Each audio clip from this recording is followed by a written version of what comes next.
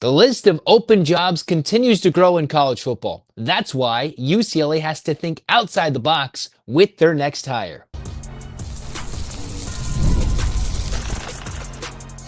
You are Locked On UCLA, your daily podcast on the UCLA Bruins. Part of the Locked On Podcast Network, your team every day.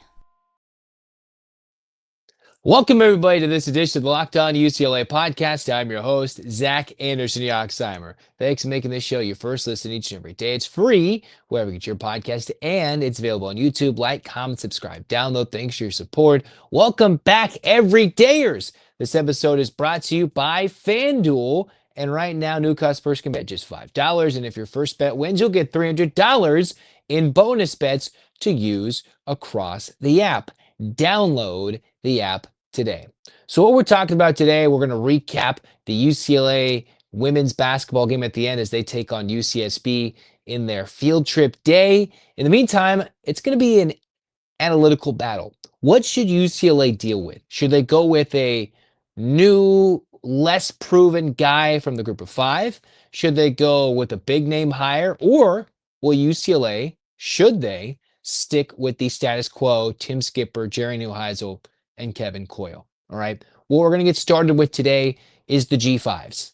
The G5 coaches who are out there, some of which more popular than others, some of which would fit UCLA better than others. So I'm not going to throw every group of five coach out there, but here's a couple of names that have been making their way around. Now, one of the hottest names around there is Alex Golesh from the University of South Florida. South Florida was a hot topic in early September when they had knocked off Florida, took down Boise on opening night. They've taken a couple of losses.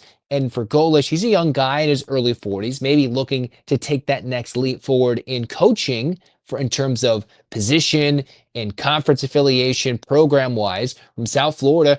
Probably has that personality and the fit that would make UCLA work. The problem is he's in the middle of Florida. So if Florida doesn't go get a Lane Kiffin, I would think Alex Golesh would be the guy. Or if there's any other SEC coaching spots in LSU, in Arkansas, they might give Golesh a call considering he's out there in that region, but I think that'd be a good fit for UCLA. Another name that I've started to see grow and become more of an intriguing topic would be Sean Lewis.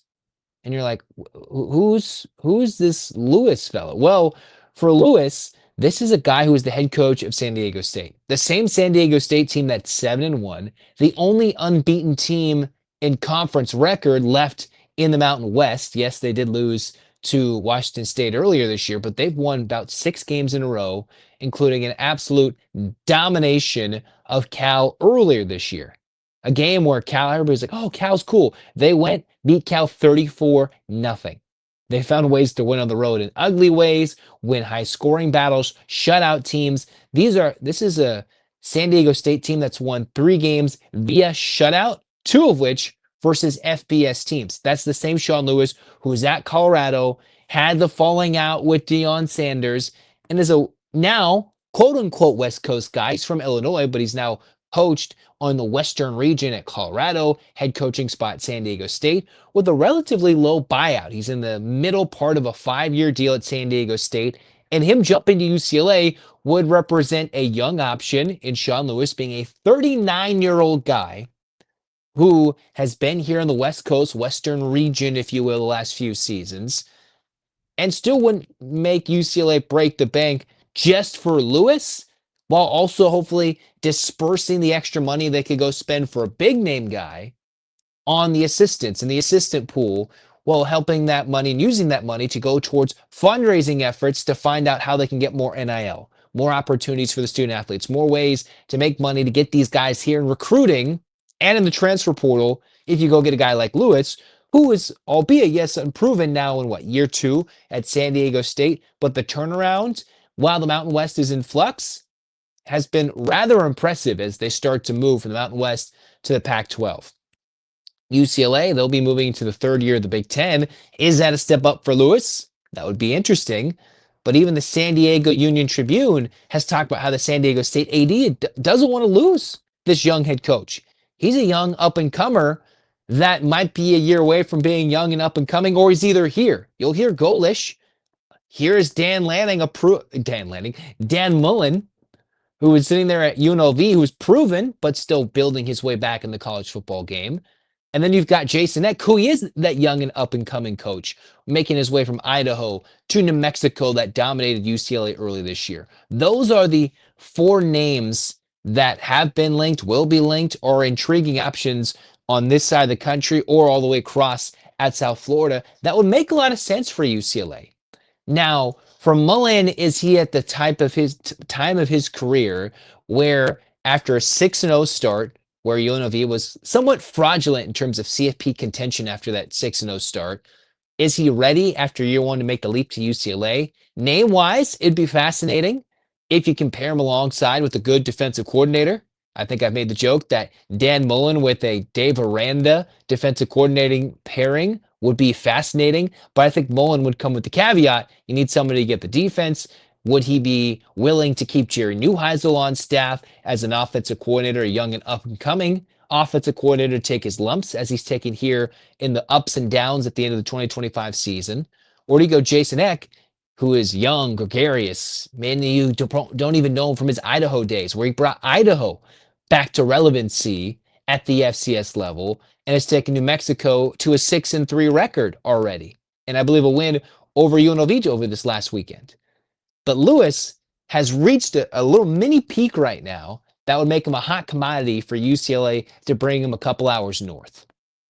Golesh, I think, is a little more proven of the guys at their group of 5 spots in recent years.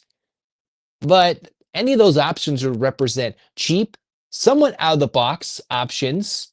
Mullen would probably be the most expensive, while the other 3 are going to get courted for sure, depending on how these jobs open up bit by bit by bit.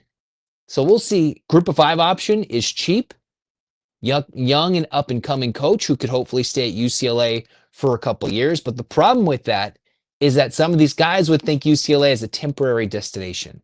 And you have to kind of get that mindset of, hey, we want the guy who's up and coming, like Curt Cignetti, although he's not young, and say they want to turn around UCLA like in Indiana. And then the Bruins have to be willing to pay that coach when he proves it on the field, off the field, with the revenue in the Rose Bowl, with the fans showing up. If everything goes great, the Bruins are going to have to back it up and not just lose a guy after he does or doesn't have success in just 2 years. Because you have to prove you're not just going to turn around and make the same mistake like UCLA did with hiring Deshaun Foster and not give them all the resources available. They've already got the UC Regents to say, yes, we can go pay for more of a head coach. But it doesn't mean you got to go spend every ounce, every penny on the dollar to go get that guy when you've got some good quality candidates in the backyard. Now, the big names are interesting. The Jedd Fisches, the Jonathan Smiths, in terms of the Power 5 coordinator, Tony White, linked to UCLA. They've somewhat had a little bit of reduction other than Jedd Fisch in interest, but we'll talk about that next. And should UCLA go that way, on Locked On UCLA and the status quo. When the opening whistle blows on a new repair, get your crew moving forward with Supply House. Order today and see parts on your doorstep tomorrow. Over 280,000 plumbing, HVAC, and electrical items from the most trusted brands in the business. Their real-time inventory and honest lead times keep you from punting projects, while their industry-leading customer service always has your blind side covered. And if you need parts fast for a project, Supply House has next day delivery. Talk about a game changer. They've got part finder tools, 3D schematics, and that can save you hours on jobs where every detail matters. Join the free Trade Master program today and score serious perks like priority shipping, lower prices, and a dedicated support line. Visit supplyhouse.com to sign up for free and use the promo code SHCollege5 for 5% off your first order. That's supplyhouse.com. Real people, real service. All right, so I talked about the young guys, the new guys, the G5 guys, but who are the other guys that are somewhat linked from Power 5 spots at the moment? Well, you can go look up and down the West Coast. You might even see the Oregon names, but some of the bigger names, which we've already heard and even discussed on this show, let's talk about it again. You've got Jedd Fisch. You've got the now much maligned Jonathan Smith from Michigan State, the SoCal native. And then you've got Tony White, the former Bruin, one-time Nebraska defensive coordinator not too long ago, now Florida State defensive coordinator, where he was intriguing after Florida State beat Alabama. But the numbers at Florida State have not been so good defensively since the Seminoles have started losing, when the UCLA job coincidentally became open. And now Tony White is on the verge of trying to coach for his job potentially. We'll see what Mike Norvell is going on over there in Tallahassee. So you've got those options with the status quo. So if you bring in Jedd Fisch, you've got a guy who had a unique rebuild situation coming to Arizona, where they're one of the worst programs in the country coming out of COVID, and rebuilt them from a 1-win team to a 10-win team. And then when Nick Saban retired and it kept with a domino effect going down the line, Washington became open. Jedd Fisch went there, but there's high expectations at Washington when Michael Penix Jr. and Kalen DeBoer went to the national championship game. All those guys were transfers, older guys out of eligibility, and then the cupboard was left bare. So Jedd Fisch has to go back, get Damon Williams Jr., bring him with them. Next thing you know, they go from a bowl campaign to a team that's on the outside looking in, very much so, at a CFP berth with 2 losses this year.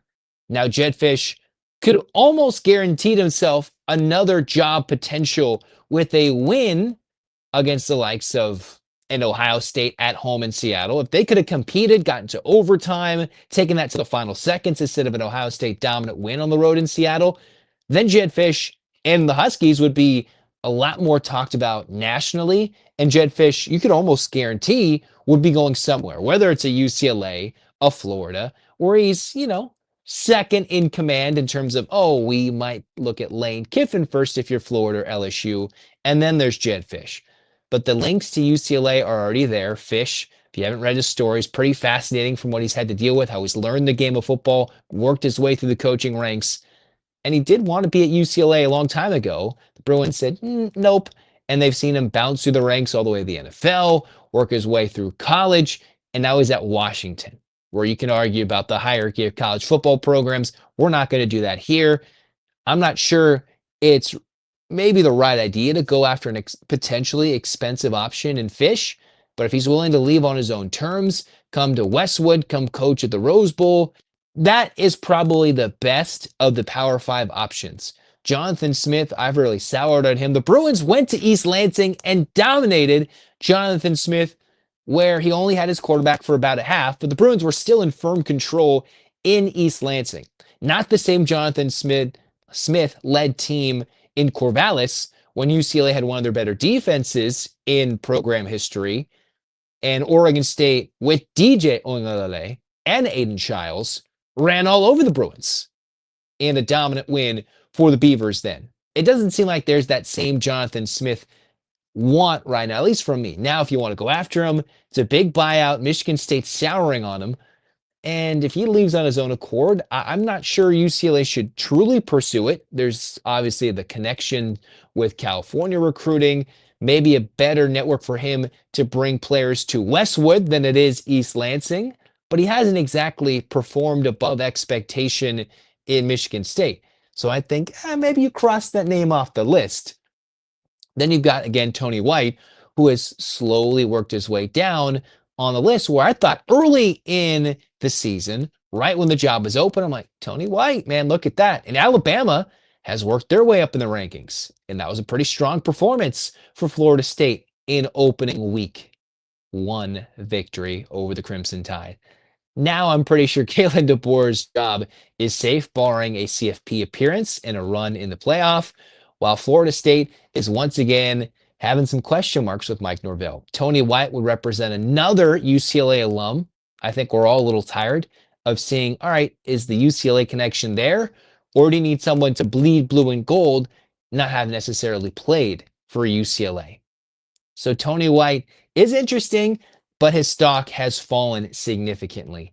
Now, here's the final option. Now, there's a lot more coaches you can look at. If you have some more, throw them in the chat, throw them in the comment section. And I've definitely talked about a couple. There are group of 5, there's Power 5, there's more coordinators out there than I've listed. And then there's the option, which is UCLA sticks with its status quo, where Tim Skipper has done such a great job reestablishing the recruiting relationships from guys who had somewhat severed ties with UCLA, decommitting, keeping their options open, and then saying, wait. Actually, I like what's going on there with Tim Skipper and Jerry Neuheisel and Kevin Coyle. The problem is when they commit or recommit to UCLA, what exactly are these guys committing to? I'm going to give them their props, Tim Skipper and company. But what are they committing to? The Moasaus of the world, the Anthony Jones of the world, the CJ Lavenders flipping to UCLA, a big SoCal guy out of the Trinity League. What are they committing to? Are they committing to the program? Are they saying, wait a minute, just a little bit of buzz and this can go in the right direction? Or are they committing to Tim Skipper, who is potentially going to be the inside man after being on the job as an assistant to the head coach for 2 months, an interim at Fresno State in the last year plus? And you're like, okay, let's go with him and get a young offensive coordinator, Jerry Neuheisel, which would mean it'd be cheap. You keep Kevin Coyle, who's had a great job, done a great job, masterful job to get this defense competitive from where it was in the beginning of the year, just changing a complete playbook. And you're like, okay, I like that. But you also don't like the fact that they couldn't go to Northwestern and win. That was before Jerry became the offensive coordinator. And the fact that they couldn't be even relatively competitive with Indiana, but most nobody has. So it really depends to how Tim Skipper finishes. You can't lose to USC. You definitely can't lose to a shorthanded Nebraska at home. And if the Bruins can get to a bowl game and look relatively improved and competitive versus Ohio State on the road in Columbus, then Tim Skipper, his stock, which has been higher immediately, came back down to earth to like, all right, he should be in the Final Five, top 3, and give him a chance versus he's a shoo-in. That's going to fluctuate over these next few weeks. The status quo, well, you've got Jerry Neuheisel, who's a Bruin. But does he need that experience elsewhere? I've already brought that up on this podcast. Does he need the experience elsewhere to call plays for a season or two, become a seasoned play-calling veteran, or does his experience at UCLA this year prove he's the right guy? I'm still a little hesitant to say that completely. We'll have to see what it looks like coming out of the bye week with these next couple of games with adjustments, the ability to implement more plays offensively with Noel Mazzoni as his assistant, transitioning fully from the Tino Sunseri playbook. How can the Bruins maximize strengths while still minimizing their weaknesses and holes on the O-line and any of Nico Iamaleava's weaknesses? That's normally what Jerry's been able to do. For Kevin Coyle, I can't really complain or fault what he's been able to do. When the Bruins make plays, they tackle guys in space. They can be a relatively disruptive defense with a D-line that we thought was dismal. They've made plays, tackles for loss, sacks, forcing the ball out, got some fumble luck, and all that's because they become aggressive, physical defense in practice, which you give props to all those guys. So I still think Tim Skipper has a chance. But that number, the percentage of him being a locked-in guy, he's still got to get back and get back down to business before he can earn that job. Next, we'll talk about UCLA's field trip game versus UCSB, the home opener, another slow start. We'll talk about that next on Locked On UCLA. Well, the NBA is back, and there's no better place to get in on the action than with FanDuel, the official sports betting partner of the NBA. Even if you missed the start of the game or you want to ride the hot hand, FanDuel's got the live bets to make everything from who will score next to the fourth quarter comebacks live, and plus you can combine those live bets into a same game parlay for a shot at a bigger payout. Keeps every game exciting, especially when your team's making that late push. For UCLA this weekend, taking on Nebraska at the Rose Bowl, the Bruins on FanDuel are -1.5, about a 1-point favorite. And if you believe UCLA is going to dominate Nebraska, like I think the Bruins certainly will, more than a point against a freshman QB with Nebraska, who fumbled 3 times last week against USC, well, you might want to hammer that, because right now FanDuel's giving new customers, $300 in bonus bets when your first $5 bet wins. Again, that's $300 in bonus bets when your first $5 bet wins as a new customer. Head to FanDuel.com to sign up and play your game with FanDuel, the official sports betting partner of the NBA. Well, wrapping things up, we're talking UCLA women's basketball. And as I'm recording this, the game is still going on, but it's not in doubt. The game is UCLA's for sure. And things we can talk about, well, UCLA 2-0 in the young season, and their tests will only get tougher in the next week, where they get Oklahoma, they'll get North Carolina, two preseason top 10, top 11 teams next on the docket for the Bruins, and neutral site venues for UCLA. So let's talk about this game, a field trip, morning start, morning tip for the Bruins against UCSB. The energy, the willingness to show up and show out was maybe a factor, even though there's a lot of elementary school kids, middle school kids, probably showing up with a lot of energy, a lot of screams, maybe some 6-7 jokes. And the Bruins came out, and what do you think? They fell flat. Unlike last year's team, where Corey Close's bunch would just put up bunches and bunches of points early in the game for mid-game lulls, so far the same thing's been on track for 2 straight games against mid-major opponents. You have UCLA starting slow against San Diego State, outscoring them 12-9 after the opening quarter, the opening 10 minutes. And then against UCSB, UCLA put up more points, shooting it a little bit better in their home arena at Pauley. But they're only up 21-17. And that defensive intensity that Corey Close was talking about, lacking a little bit. Lacking. And, well, as we're talking about it now, UCLA sits up by 40 as I'm recording this right now. Things to note, Kiki Rice was back in the starting lineup. UCLA had Angela Dugalich coming off the bench, or in this game, she started with Kiki Rice coming off the bench. Immediately that changes. And I think the Bruins attack, the starting 5 as it is, becomes that much more lethal when you do switch Dugalich out. Now, it does shift everybody down a little bit because you have to work with Gabriela Jaquez, Lauren Betts, Kiki Rice, Charlize Ledger-Walker, and Gianna Kneepkens. And how's that going to go? It's a 4-guard lineup of sorts. Jaquez would be more of a small ball 4 or a 3, and you maybe push Kneepkens to a small ball 4. It really depends, but the Bruins have the best true center in the sport. That's without a question, without a doubt. How you spread the other 4 around the court, that's how Corey Close gets the big bucks. And so far, it's worked in this game while spreading out the minutes. UCLA has able to get Lena Bilic in, Amanda Muse, and Dugalich, all 10-plus minutes in this game. They might even get to 15 to 20 by the time it's all said and done. And in a game where you could have thought Lauren Betts could put up 30 points, that's not the case. Betts, as I'm talking about this, it's about a 40-point game, 85-45 with about 4.5 to play. UCLA wasn't working through Betts to score. She was passing out of the post. She had 12 points on 6 shots, made a couple of free throws, 5 of 6 from the floor, 7 rebounds, and 6 assists in 25 minutes, keeping her minutes down, her usage rate and efficiency up, but 6 assists, showcasing the ability to pass out the double team, and more importantly, not just her ability to pass, but her teammates knocking down the shots. Early in this game, UCLA could not hit the 3. It was not going down. And now here we are. UCLA at one point was shooting close to 40%. We'll see where the eventual number sits. Gianna Kneepkens got red hot from 3. I was almost going to come on this show and say, man, Kneepkens hasn't been hitting it. Well, she got red hot, shooting 50% from 3, 4 of 8 from downtown, 20 points in her home debut in a UCLA uniform.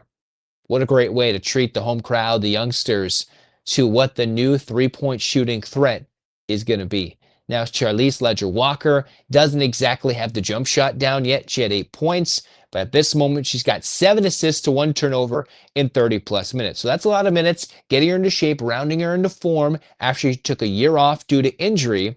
But for Ledger-Walker, almost a double-double in points and assists. And if she starts figuring out the jumper, knocking down the threes, today she was 1 of 6, it's the passing, the other ball handling ability that takes the pressure off of Kiki Rice's shoulders, literally and figuratively, with Ledger-Walker coming in and think, all right, she's a calming presence. She was a baller in her own right at Washington State, maybe the best ever in that program. And she's just come over to UCLA fully healthy. She's engaged with the team because she's been there already a year plus, just not in uniform and on the court, but she's been there. So it's not like it's complete stranger to this UCLA team like John Kneepkens is coming from the summer into the fall to work out with this team. UCLA has 3 players with 20 or more points. Kiki Rice, 20 points, 8 rebounds on 50% shooting, 3 assists to 1 turnover.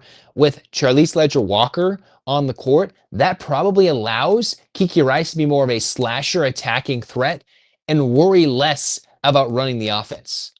Because you got 2 veteran guards who can handle the ball and work with it. Rice can get to the hole. She can get to the line where she's made all her free throws today, been a good rebounding, energetic player, where Charlize Ledger-Walker can be the player that is that change of pace, calming, slower, bringing up the court type of basketball player, while adding some size to the position, while Rice can do a little bit of both. Instead of having to expend energy on both sides of the court and ball handle, no, she can worry about a little bit less with Ledger-Walker on the court. When Kneepkens is hitting threes, I don't see how UCLA is going to lose because you got a bigger, taller defender, wing player, 3-point shooter compared to London Jones a year ago. And Kneepkens can move her way down the line to a 3.5, if you will, on the wing while she shoots the 3 ball. You mix in Lauren Betts not needing to go get 25 a night. That's a huge superstar move saying, you know what, I don't need to go get my 30 tonight against San Diego State or UCSB in this case, and just be like, all right, pass it out. But it's up to the Bruins this year to hit those shots. Because when UConn came at them with the 4-guard lineup, even though they're significantly smaller at most spots, well, in some cases, it was Sarah Strong and their other center who came in, and while they allowed Lauren Betts to eat, nobody else played good for UCLA when they lost to UConn in the Final Four. Well, that's why Corey Close recruited and brought in this team the way it is. So after that 4-point margin at the end of the first quarter, UCLA outscored UCSB by 21 points, 30-9 in quarter number 2. Another 23-point outburst in the third when the game was well within, not even within reach. And the Bruins at this point, now that they've got more players, more bench players working in and out, they've outscored them by 9 with about 2 minutes to go, and they're up 40. All right. They're going to put up a 90 spot the game after they couldn't shoot. So yes, Corey Close says, yeah, we can shoot. If you're worried about their game 1 numbers, they're in an NHL arena where they're coming off a weird shoot-around schedule because there's a hockey game, the night before at the Honda Center. It's not like shooting in your own arena where you get to practice, know the friendly confines of Poly. No. Even an NBA arena is a little different. You still get to shoot it around compared to playing in an NHL-specific arena in the Honda Center, which has been a Final Four or an Elite 8 Sweet 16 destination in the past. But when you're coming off a hockey game the night before, it's a little weird when you're trying to get the season going with your shooting in the right spot. Kneepkens picked it out. Now just about everybody's getting this game, including UCLA softball star Megan Grant. All right, so while this game's about to be wrapped up, UCLA is going to wrap things up in dominant fashion, field trip day, and this is still without Sienna Betts. There is still no Tamia Gardner.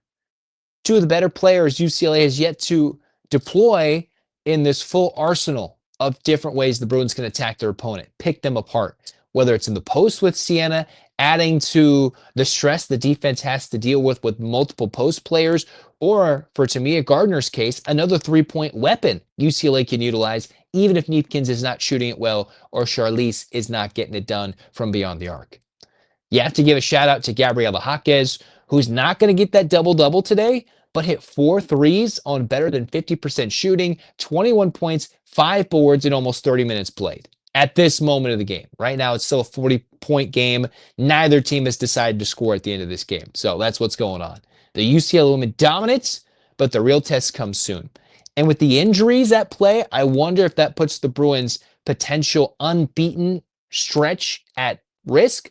Although you've got teams like South Carolina with injuries. You have Tennessee dismissing one of their players. They've got an Oklahoma team that struggled into the fourth quarter in their last game. And then you've got North Carolina, who I think UCLA should beat. But those are all stiff tests coming up against NCAA tournament contenders and national championship contenders. And we're going to talk about that all here on this Locked On UCLA podcast. I'll give you my keys to the game and predictions UCLA Nebraska. We'll talk more keys UCLA in Pepperdine on the men's side, and we'll have reactions for both the football game, basketball game, right after all those things here on this podcast. Hands up, Bruins fans. 8 clap time, baby. And 1, 2, 3, 4, 5, 6, 7, 8. UCLA. UCLA fight, fight, fight. This has been Locked On UCLA. Zach signing off. Go Bruins.